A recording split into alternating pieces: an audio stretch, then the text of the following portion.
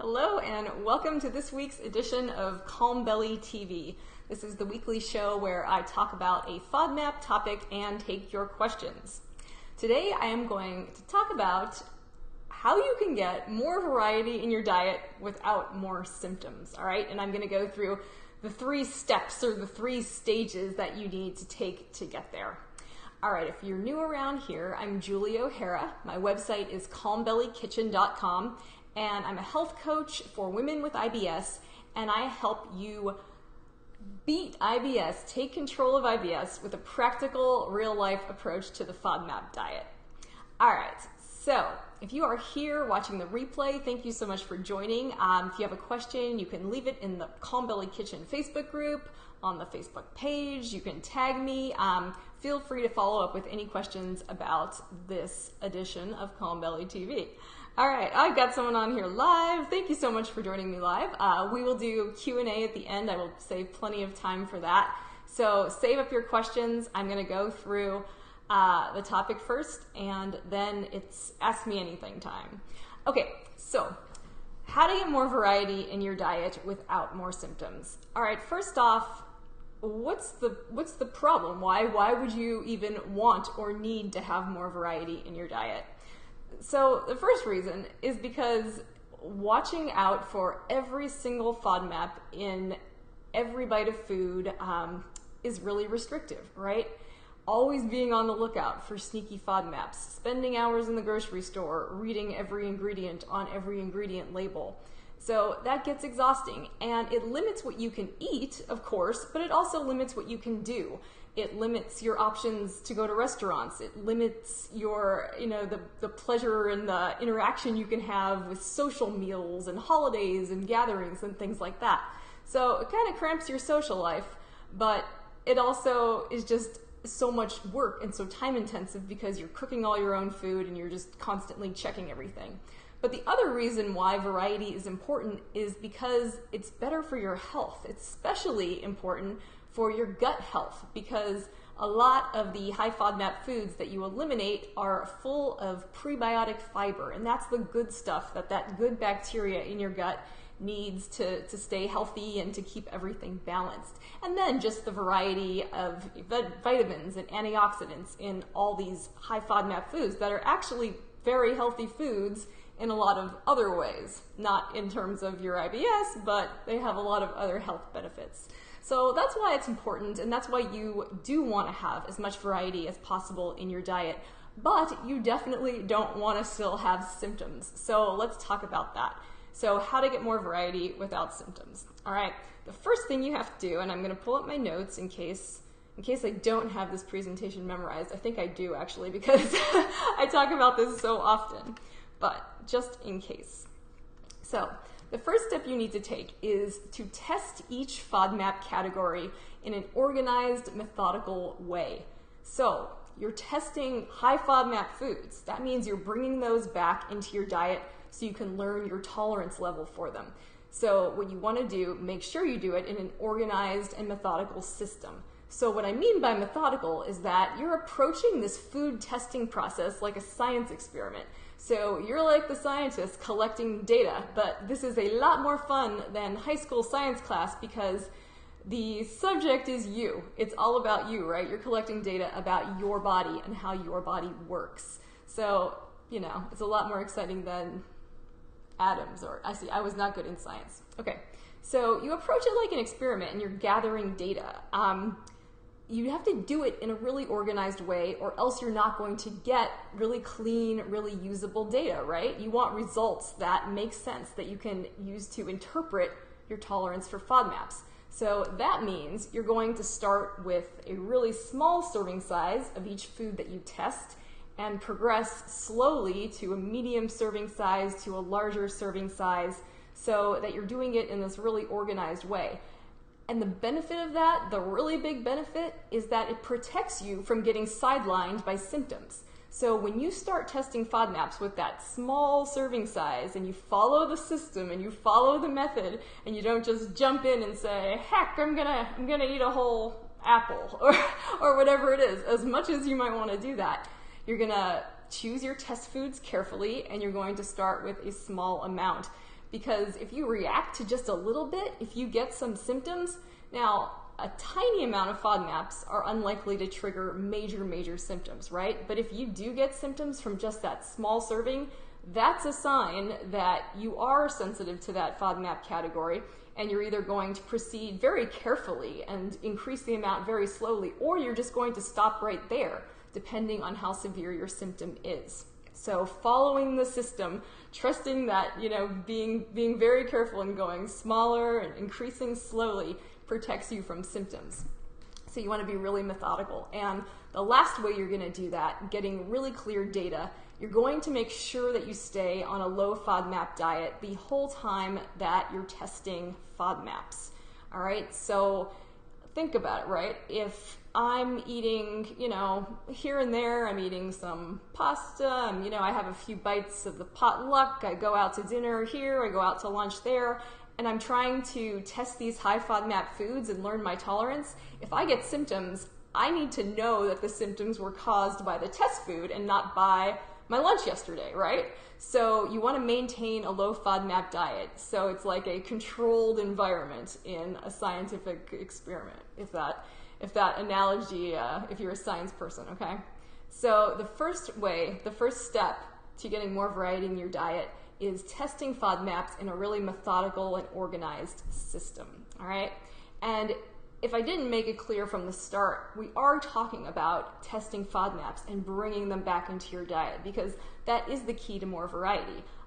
Like I said at the beginning, the reason you want to do this is because you might be feeling great, but if you are so restricted and having so much difficulty eating and dealing with social food situations, then you want to do everything you can to alleviate that and get that variety back into your diet. Okay, so the second step for getting more variety is to determine your level of tolerance for each FODMAP category. Okay, so when you test FODMAPs, you test all of the major FODMAP categories. There are 9 of them. And you don't have to test every high FODMAP food in the world. You test one food for each category. But this is not a test where you either pass or fail. It's not black and white. It's not, either I can eat all the garlic I want or I can never eat garlic again. That's not how this works. What you're going to do is determine the level of garlic, the amount of garlic that you tolerate. So do you have a small tolerance for it, medium tolerance, really high tolerance? So the way you do that kind of goes back to number 1, to your method, to that system. You start with a really small amount. If you can tolerate that very small amount of garlic, which most people, I'm actually going to go out on a limb and say most people can tolerate these very tiny servings. Then you go on to a more average size serving. I call that the medium size.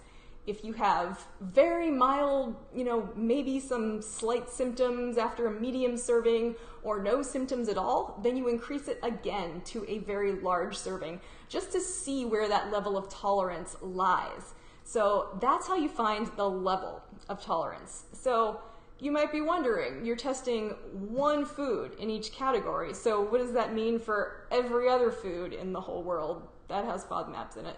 So your reaction to that one test food is going to predict your reaction to all the other foods in that group. So if I had a moderate tolerance for honey, I was fine eating that medium-sized average serving of honey, that means I probably will be fine eating a similar serving of all the other fructose foods. So mango is another food that's high in fructose. So that means I'd probably be able to eat about half a mango. That's kind of the average serving, half of a large mango, let's put it that way. So you're testing just 9 foods for the 9 categories, but your response, your tolerance level for those is going to indicate how you can tolerate all the other FODMAP foods. All right, number 3. Back to my notes.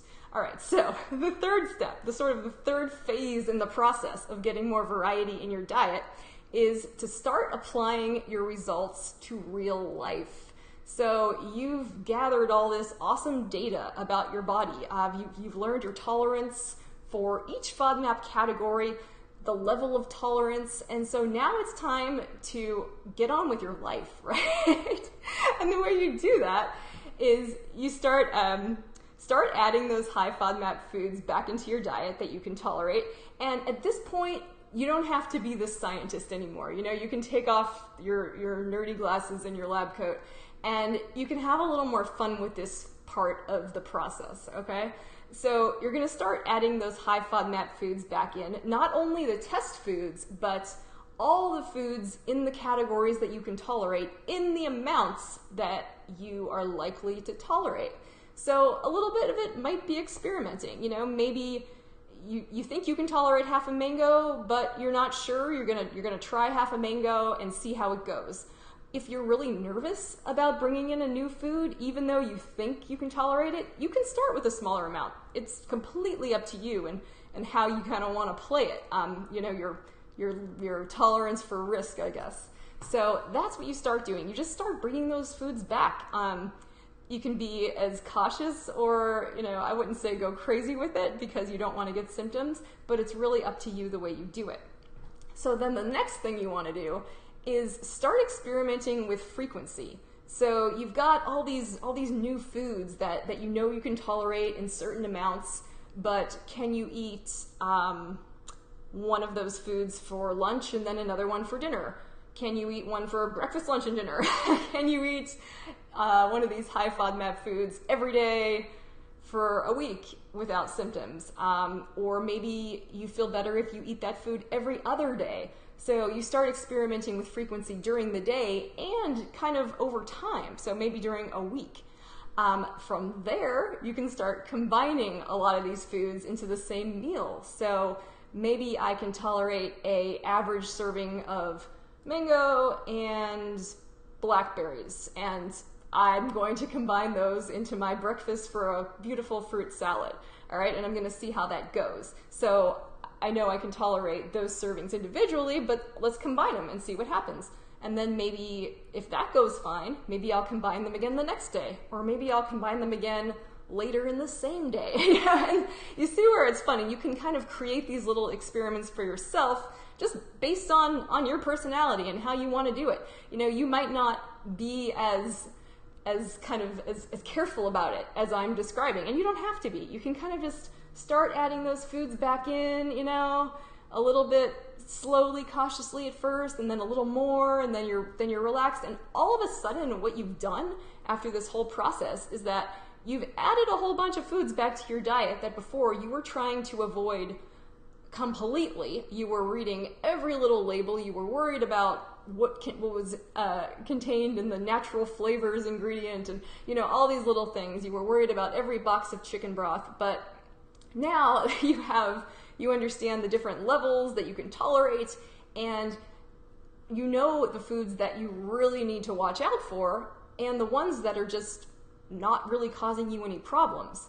So instead of avoiding every FODMAP, you learn the ones that are really the bad ones for you, the big triggers. These will be your major IBS triggers, and the ones that you can tolerate on an average level. So this testing process, this methodical testing process, is the way to figure that out. And you have variety, and you have a lifelong way of eating now that you've developed over time. You've made this huge lifestyle change, but you're no longer worried about every bite and restricting all the time, and you have more freedom and flexibility in restaurants and social situations. All right, so I'm going to recap it real quick, and then I will take your questions. I hope you have tons of questions. So we're talking about how to get more variety in your diet without more symptoms, and the answer is to start bringing FODMAPs back, but in a very methodical, organized way. So you're going to be reintroducing testing FODMAPs. This is phase 2 of the FODMAP diet. You're going to test all the FODMAP categories with a really organized method. That's part 1.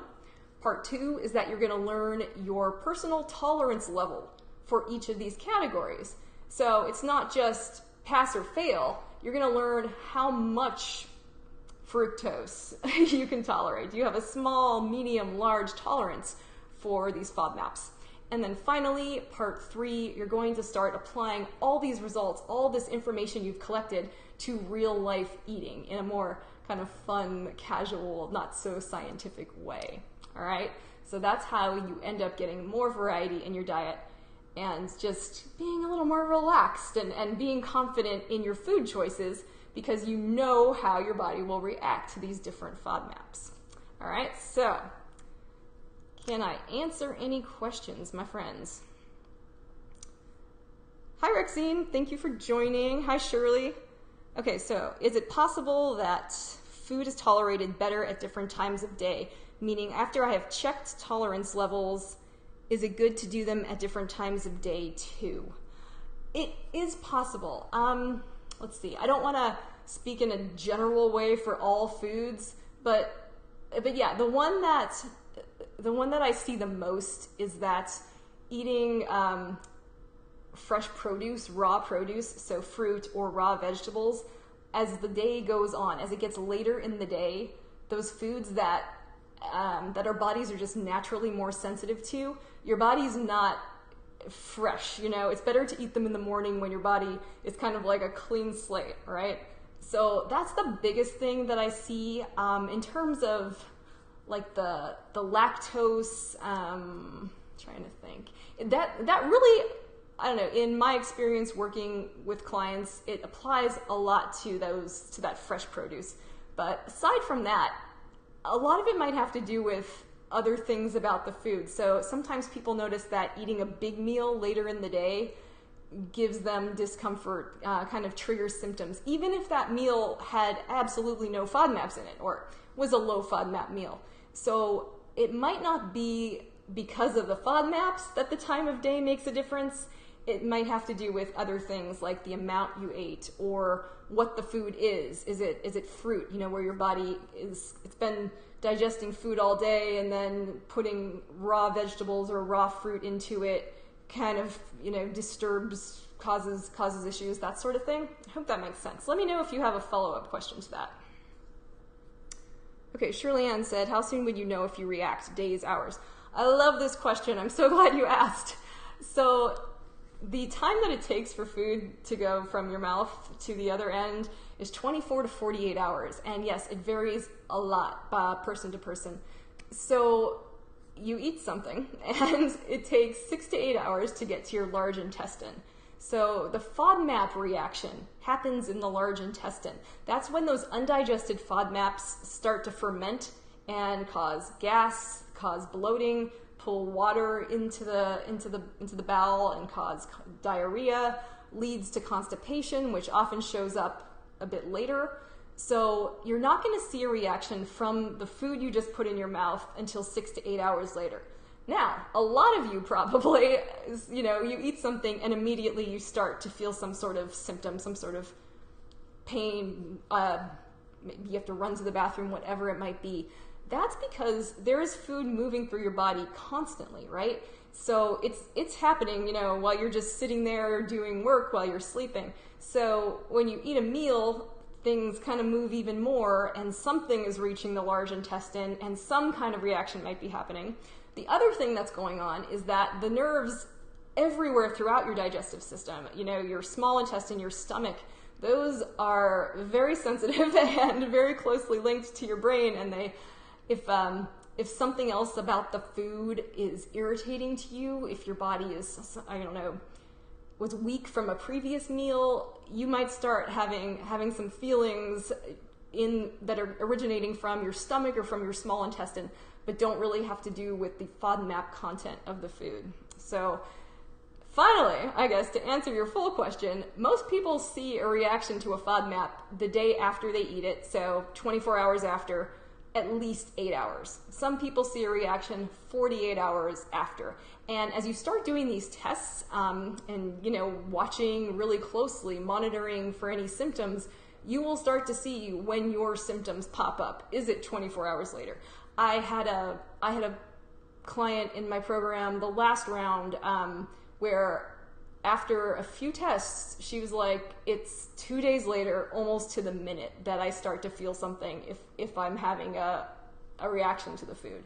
So you'll really start to see it pretty quickly.